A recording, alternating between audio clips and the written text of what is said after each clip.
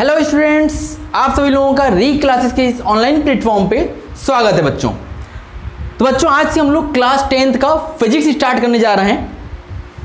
आज से class 10th की पढ़ाई हम लोग स्टार्ट कर रहे हैं और अभी जो करंटली फिजिक्स क्लास होने जा रही है, तो अब आप हमसे रेगुलर वे में कनेक्ट रहोगे और ये हमारे इस प्लेटफॉर्म से आपको क्या क्या चीज़ें मिलने वाली हैं। देखो, दो ऑप्शंस हैं, आप हमसे जुड़ सकते हो। एक तो ये है कि आप केवल YouTube पे हमारे वीडियोस वॉच करो और उससे पढ़ाई कर सकते हो। दूसरा ऑप्शन ये है कि अगर आप हमसे पेमेंट करके जुड़ोगे तो इससे क्या होगा कि आपको बहुत सारी फैसिलिटीज़ और मिलने वाली है। और फैसिलिटीज़ में क्या है, जैसे आप असाइनमेंट्स ले पाओगे हमसे, नोट्स ले पाओगे, डीपीज ले पाओगे, ऑनलाइन टेस्ट दे पाओगे। ये सारा चीज़ आपको अवेलेबल होगा ओनली व्हेन जब आप हमें पेमेंट करोगे 999 रुपीज़ का, जो कि पूरे एक साल के लिए आपको ये पेमेंट, ये एक बार पेमेंट किया आप पूरे एक साल तक ये सारी चीज़ें एक्सेस कर पाओगे। अदरवाइज अगर आप केवल वीडियोस देखना चाहते हो तो आपको यूट्यूब पे वीडियोस अवेलेबल रहेंगे, और अगर बाकी सारी चीज़ें चाहते हो तो उसके लिए आपको छोटा सा अमाउंट है, बहुत नॉमिनल अमाउंट है, उसको आप पेमेंट करके आराम से इसका यूटिलाइजेशन करो। बहुत फ्रूटफुल होने वाला है बेटा। आप परचेज करो या ना करो इस पैकेज को, आप मोबाइल एप्लीकेशन हमारा जरूर इंस्टॉल करना। ये आपको प्ले स्टोर पे अवेलेबल मिल जाएगा। रे क्लासेस आपको सर्च करना है प्ले स्टोर पे, जो भी लिंक आपको, जो भी पहला एप्लीकेशन आएगा उसको आपको इंस्टॉल कर लेना है। इसमें आपके पास फ्री इस पे अपलोडेड है स्टडी मटेरियल्स ढेर सारे, उसका आप एक्सेस कर पाओगे विदाउट एनी पेमेंट। हाँ, अगर पेमेंट करोगे तो हम आपको रेस्पेक्टिव बैच में ऐड कर देंगे, जिससे आप उस बैच से रिलेटेड जो भी कंटेंट आपको जाएगा वो सारी चीज़ें आप एक्सेस कर पाओगे। ओके, तो चलो बच्चों, आज से हम लोग अपने इस चैप्टर को स्टार्ट करते हैं। जो पहला चैप्टर है हमारा, इस चैप्टर का नाम क्या है? इलेक्ट्रिसिटी। क्या नाम है? इलेक्ट्रिसिटी। और इससे आप बहुत बखूबी परिचित हो, आप सब लोग जानते हो इलेक्ट्रिसिटी क्या होती है, लेकिन बस ये जानते हो क्या होती है, लेकिन कैसे बनती है, कैसे चीज़ें, इसमें क्या अंदरूनी चीज़ें वो आप नहीं जानते हो। तो आज हम लोग बहुत डीप में इसको स्टडी करेंगे। आपको जो मैं यहाँ पढ़ाने वाला हूँ वो आपको केवल एकेडमिक लेवल का नहीं होगा, ये आपको जो भी कॉम्पिटिशन्स आप देने वाले हो, NTSC हो, ओलंपियाड्स हो, हर जगह ये आपको काम देगा। तो मैं आपको स्टार्टिंग टू एंड, मतलब हर एक चीज कंप्लीट पढ़ाने वाला हूं। केवल आपको स्कूल सिलेबस नहीं, कंप्लीट सिलेबस होगा आपको। इस चैप्टर्स में जो चीज मैं पढ़ा दूंगा, इससे बाहर कोई चीज हो ही नहीं सकती, कोई चीज आएगी ही नहीं। तो बस कनेक्ट रहना बेटा। और अब हम लोग पढ़ाई स्टार्ट करते हैं और बात करते हैं कि इलेक्ट्रिसिटी। अब देखो, इलेक्ट्रिसिटी को क्या हुआ कि इसको दो पार्ट में ब्रेक कर दिया गया है। इसको दो पार्ट में ब्रेक कर दिया गया। एक पार्ट को बोला गया स्टैटिक इलेक्ट्रिसिटी। क्या बोला गया? Static electricity. दूसरे पार्ट को बोला गया करंट इलेक्ट्रिसिटी। क्या बोला गया बेटा? Current electricity.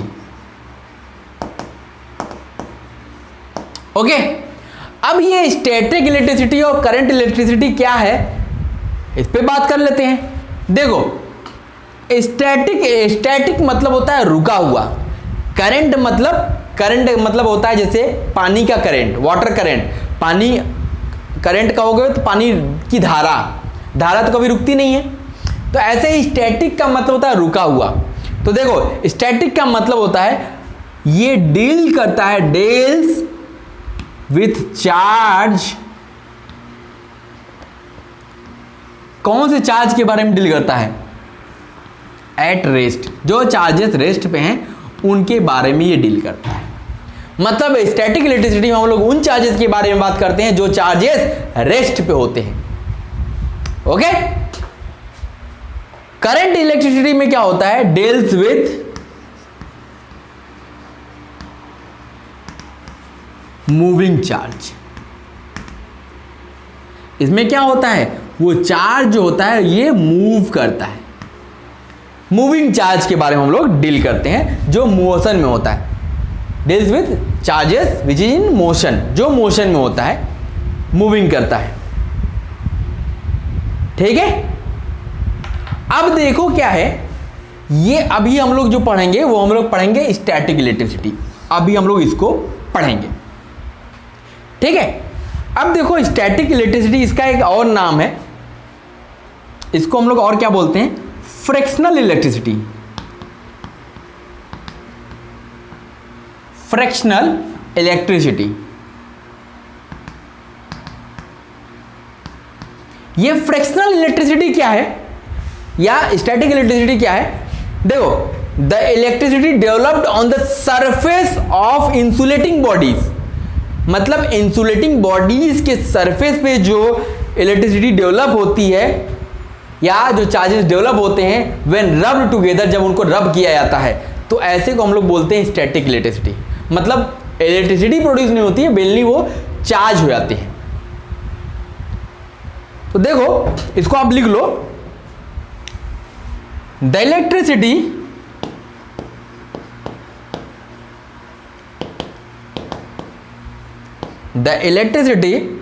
Developed on the surface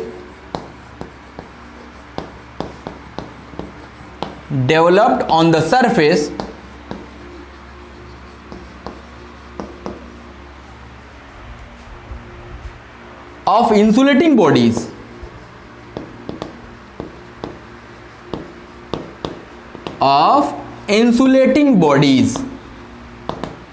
insulating bodies के सरफेस पे ये डेवलप होते हैं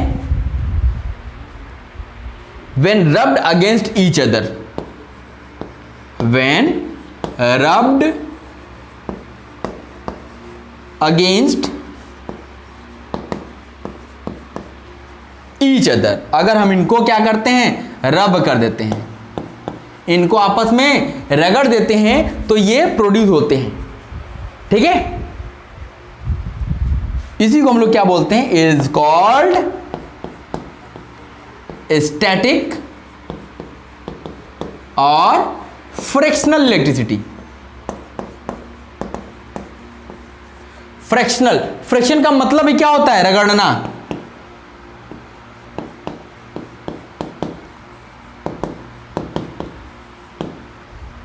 स्टैटिक इलेक्ट्रिसिटी और फ्रैक्शनल इलेक्ट्रिसिटी, समझ में आई चीजें? तो ये स्टैटिक इलेक्ट्रिसिटी की डेफिनेशन हो गई, क्या होती है।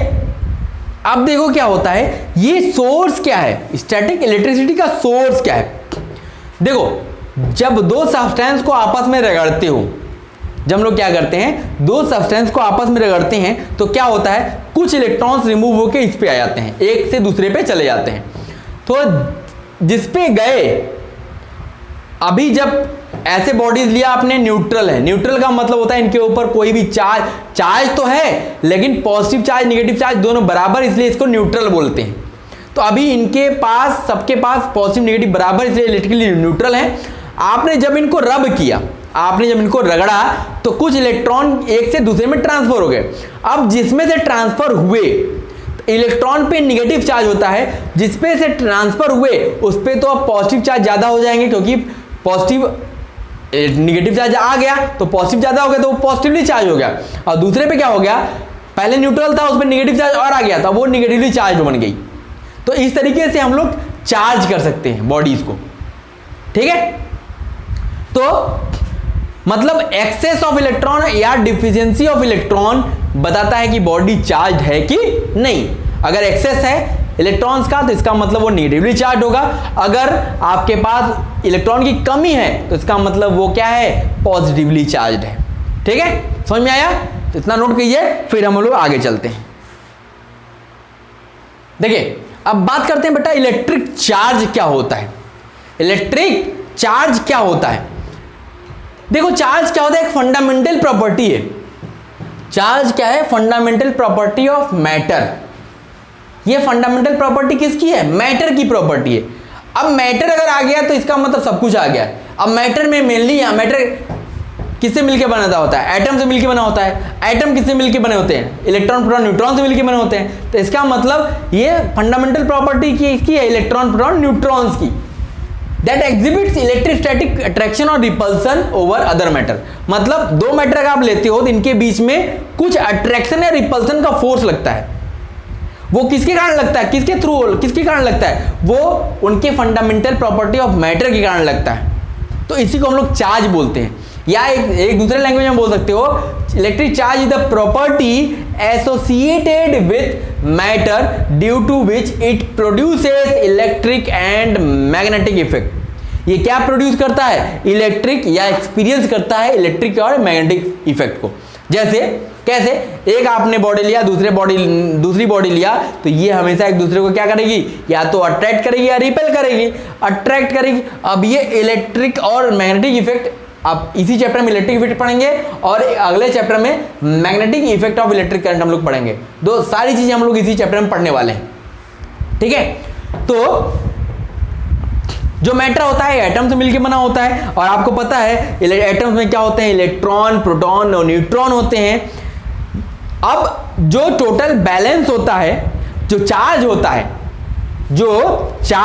है, charge is the total balance of electron and proton. ये क्या होता है, इलेक्ट्रॉन और प्रोटॉन का टोटल बैलेंस होता है।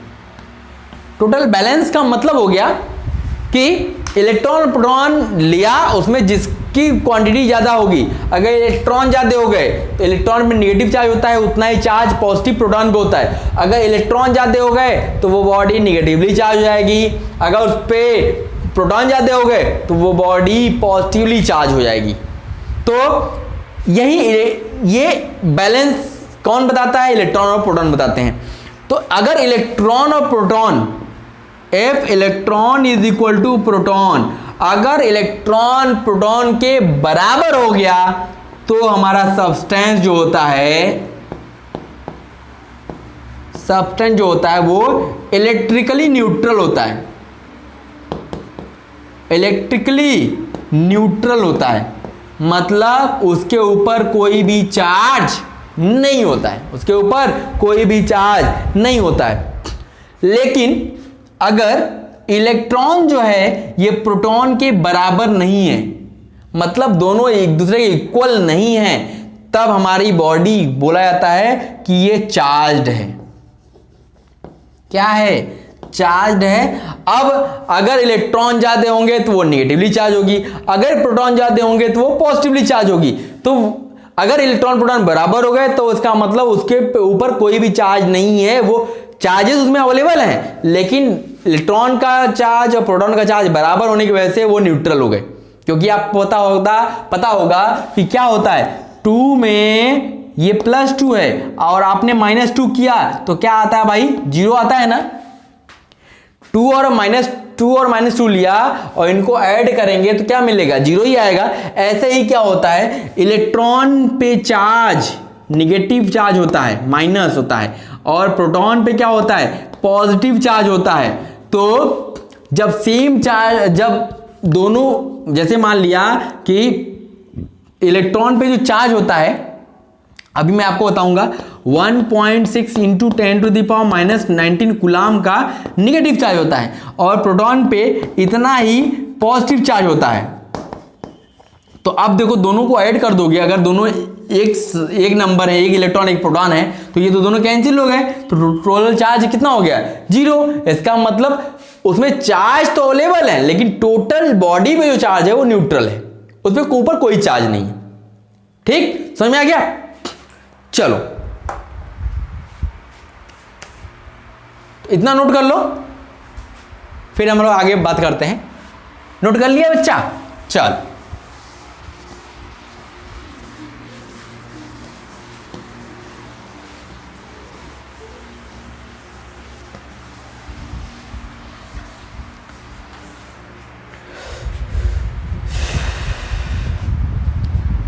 देखो, अगर if there is imbalance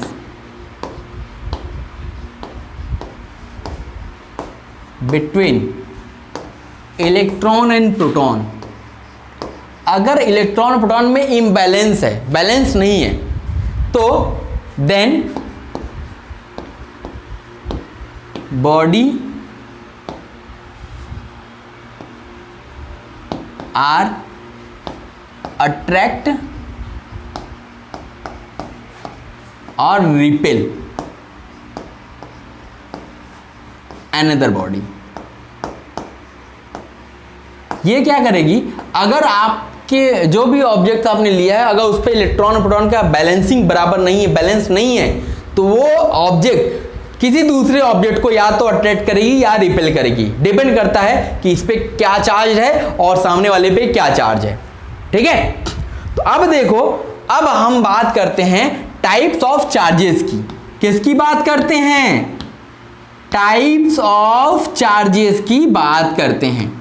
charges कितने टाइप्स के होते हैं? तो देखो, चार्जेस को जो बांटा गया वो दो टाइप में बांटा गया। अब इसका कोई स्पेसिफिक ये नहीं था कि इसको पॉजिटिव इसको निगेटिव नाम देना है, नाम तो ऐसे ही दे दिया गया। एक को बोला गया पॉजिटिव चार्ज। क्या बोला गया? Positive charge. दूसरे को बोला गया निगेटिव चार्ज। कौन सा चार्ज भाई? Negative charge. ठीक है, एक तो हो गया पॉजिटिव चार्ज, दूसरा हो गया निगेटिव चार्ज। अब देखो, पॉजिटिव निगेटिव कैसे हम लोग डिसाइड करेंगे? तो अ body having deficiency of electron, a body having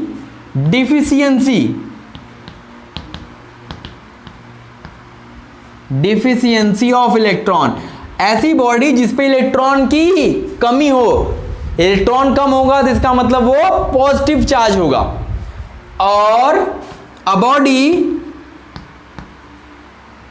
having excess electron, excess electron, अगर किसी बॉडी पे एक्सेस इलेक्ट्रॉन है, इलेक्ट्रॉन ज्यादा है, तो बॉडी कैसी होगी? वो बॉडी हमारी पॉजिटिव चार्ज होगी। तो ये हमारा निगेटिव पॉजिटिव चार्ज है और ये हमारा निगेटिव चार्ज हुआ। समझ में आया?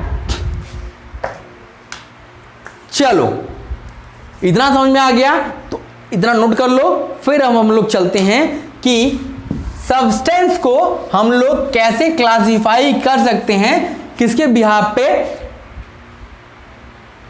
To the ability of charge to move through them, मतलब चार्ज के मूवमेंट के अलोंग हम सब्सटेंस को कैसे डिवाइड कर सकते हैं, कि चार्ज कैसे मूव कर रहा है, उसके बिहाफ पे हम लोग सब्सटेंस को कैसे डिवाइड कर सकते हैं, उसकी बात हम लोग कर लेते हैं।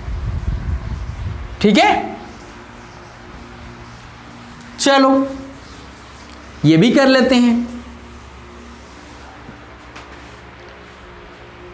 तो हम लोग क्या करते हैं? Classification of material, classification of material, material का क्लासिफिकेशन हम करना चाहते हैं according to the ability of charge,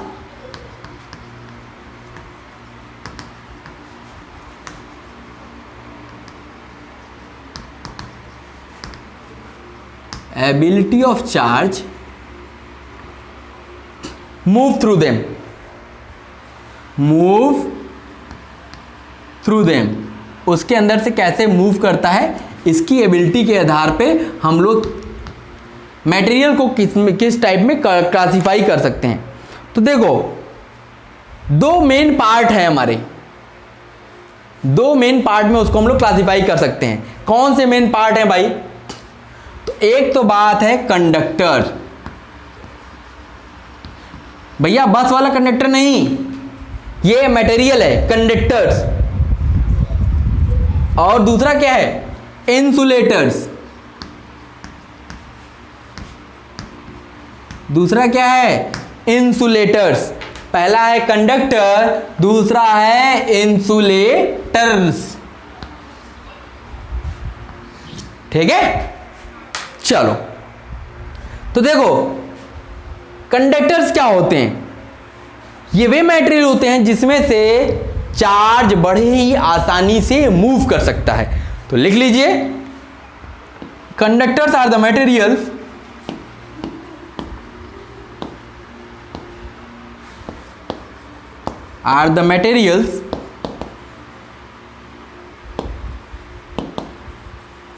conductors वे मटेरियल होते हैं through which the charge can flow,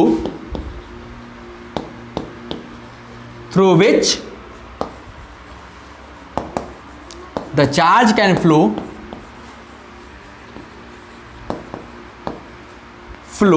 easily, जिसमें से इजीली चार्ज फ्लो कर सकता है, उनको हम लोग बोलते हैं कंडक्टर्स। अगर हम एग्जांपल्स की बात करें तो जितने भी मेटल हैं, चाहे कॉपर ले लो, चाहे एल्यूमिनियम ले लो,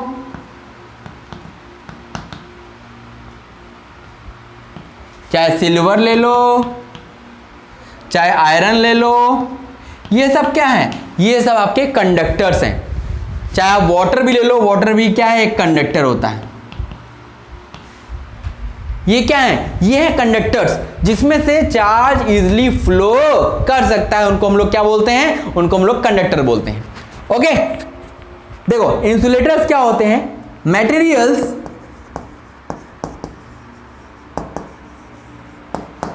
in which charges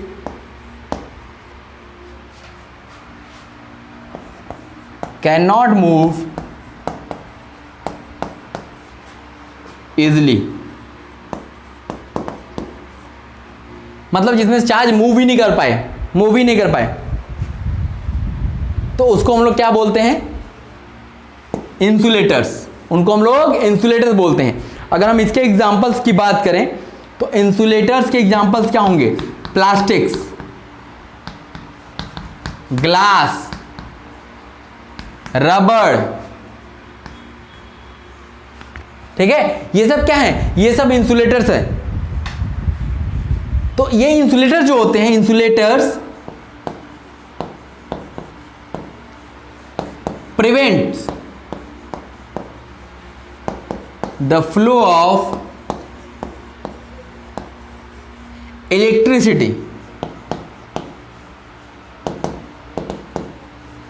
देखो, जब इंसुलेटर्स में से चार्ज ही नहीं फ्लो हो पाएगा तो इसका मतलब है कि वो इलेक्ट्रिसिटी फ्लो नहीं करा सकती, क्योंकि फ्लो ऑफ चार्ज ही क्या कहलाता है? इलेक्ट्रिसिटी कहलाता है। देखो, जब ये इलेक्ट्रिसिटी को प्रिवेंट करते हैं तो इसीलिए क्या होता है? जितने भी आपके वायर्स होते हैं उस पे प्लास्टिक की कोटिंग की जाती है या रबड़ की कोटिंग की जाती है। जितने भी होते हैं, आप कोई भी वायर लोगे उस पे ऊपर देखोगे प्लास्टिक की कोटिंग होती है। क्यों होती है? क्योंकि वायर में से तो आपके करंट चली जाएगी, लेकिन जो करंट होगी वो आपके प्लास्टिक के ऊपर नहीं आ सकती। इसी वजह से क्या होगा? आपको इलेक्ट्रिक शॉक नहीं लगेगा। अगर वो ओपन हो जाए वायर, जैसे कि आपकी हाई टेंशन वायर्स होती हैं, वो ओपन होती हैं, अगर आप उसको पकड़ लेते हो और अगर आप अर्थिंग के टच में आ गए, तब तो आपको इलेक्ट्रिक शॉक ऐसा लगेगा कि आप बच नहीं सकते हो। ऐसे ही क्या होता है, कभी कभी मान लो आप, ऐसा आपके साथ हुआ है ना हुआ, मेरे साथ बहुत हुआ है। क्या होता है, जैसे मान लो कभी कोई चीज़ इलेक्ट्रिक आपका इंस्ट्रूमेंट खराब हो गया, तो क्या होता है कि हम लोग जनरली रिपेयर करते हैं तो गलती से भूल जाते हैं कि अगर प्लग में लगा है, स्विच ऑन नहीं है, फिर भी क्या होता है कि अगर मान लो आप रिपेयर कर रहे हो और गलती से अगर आप ग्राउंड की टच में आ गए तो क्या होगा? आपको एक छोटा सा झटका लगता है। तो अगर वो आप अगर उसका इंसुलेशन जो उसके ऊपर कोटिंग लगी उसको खोलते हो तो क्या होगा कि अगर वो कोटिंग नहीं होती तो आपको इलेक्ट्रिक शॉक लगने के चांसेस ज़्यादा थे। लेकिन अब क्या होता है कि वो कोटिंग होने की वजह से आप वायर को कहीं भी ले आ सकते हो आराम से, कहीं भी इलेक्ट्रिक शॉक लगने की चांसेस नहीं है। तो ये क्या है कि ये इंसुलेटर जो होते हैं प्रिवेंट करते हैं, ये इलेक्ट्रिसिटी को अपने में से कंडक्ट नहीं होने देते हैं। इसकी वजह से क्या होता है कि इनका यूज किया जाता है वायर्स के ऊपर कोटिंग करने में, ठीक है। तो ये हमारे कंडक्टर्स हो गए, इंसुलेटर्स हो गए। अब इनके बीच में भी एक मटेरियल होता है और उसका नाम याद रखिए आप। इन दोनों के बीच में एक आता है सेमीकंडक्टर। क्या आता है? सेमीकंडक्टर। इसके आने से आपके इलेक्ट्रिसिटी में एक बहुत बड़ा चेंज आ गया। मतलब इस सेमीकंडक्टर के आने से आपका जो इलेक्ट्रिक से रिलेटेड चीजें होती हैं, जितने भी आपके जैसे टीवी हो गया, फ्रिज हो गया, कूलर हो गया, वॉशिंग मशीन हो गया, इसकी वजह से बहुत चेंजेस हुए सेमीकंडक्टर के आने की वजह से। जैसे आप पहले के जमाने में टीवी देखते थे, कैसा होता था, खूब बड़ी सी टीवी, पीछे खूब बड़ा होता था। लेकिन आज की टीवी देखो कैसी है, एकदम पतली, स्लिम। तो उसको वो किसकी वजह से पॉसिबल हुआ? वो इसकी वजह से पॉसिबल हुआ। इसके एग्जांपल्स क्या हैं? जैसे सिलिकॉन, जर्मेनियम, ये इसके एग्जांपल्स हैं। इसमें से इलेक्ट्रिसिटी फ्लो भी कर सकती है, नहीं भी फ्लो कर सकती है, ये बीच वाली चीज है। ठीक है। तो जैसे पहले का आप मोबाइल देखो, नोकिया, पहले जो नोकिया मोटा वाला फोन होता था, उसको आप खोलो तो उसको आप खुद से ही सारी चीजें कंपोनेंट दिखते थे कि ये भैया माइक है, ये आपका सारी चीजें, उसमें सब कुछ दिखता था। लेकिन अब के फोन में आता है सब एकदम ऐसे पतले पतले कंपोनेंट होते हैं, वो आप अपने आंख से ही नहीं दिखते, उसको आप अलग कैसे कर पाओगे? तो ये इससे आईसी बनने लगी, इसकी वजह से आईसीज बनने लगी, जो बहुत पहले बहुत बड़े बड़े काम करते थे, बहुत बड़ी बड़ी चीजें लगती थी। जैसे सुपर कंप्यूटर पहले का क्या था, बहुत बड़े घर के बराबर एक कंप्यूटर हुआ करता था। आज के कंप्यूटर्स कितने हैं? आज के कंप्यूटर ऐसे हैं कि आप लैपटॉप, पाम टॉप, अब हाथ में कंप्यूटर यूज कर रहे हो, तो बहुत फैसिलिटीज हो गई उसकी वजह से। ठीक है। तो बच्चों आज के लिए बस इतना ही, फिर अगली क्लास में हम लोग मिलेंगे तो इसके आगे की चीजें कंटिन्यू करेंगे। अब आप धीरे धीरे मेरे साथ कनेक्ट रहो, आपको हर एक चीज पढ़ाऊंगा, डीप में पढ़ाऊंगा, और आप रिवाइज करते रहना बस टाइम पे। ओके, चलो फिर अगली क्लास में हम लोग मिलते हैं। ओके।